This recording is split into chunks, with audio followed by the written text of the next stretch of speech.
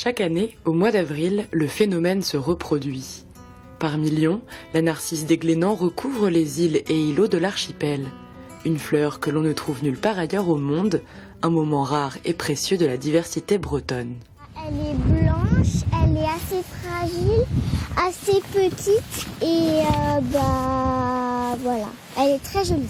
Cette fleur délicate, qui partage son territoire avec les jacinthes sauvages, a failli disparaître dans les années 70. Lulu, animatrice nature, aime partager leur histoire avec les visiteurs. Vu sa rareté, il était cueilli, il était arraché, il y avait même un commerce de bulbilles à un moment donné. Son originalité a failli causer sa perte et en 1984, 10 ans après la mise en réserve, il a été décidé de faire vraiment une gestion scientifique. Elle doit son salut à une poignée de naturalistes passionnés.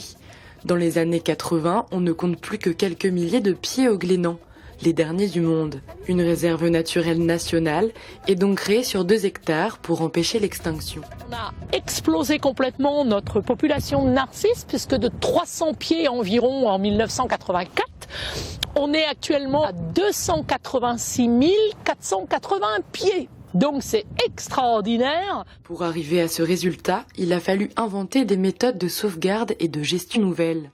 On coupait toutes les plantes, fougères, aigles, masserons, radis ravenelles qu'il pouvait y avoir.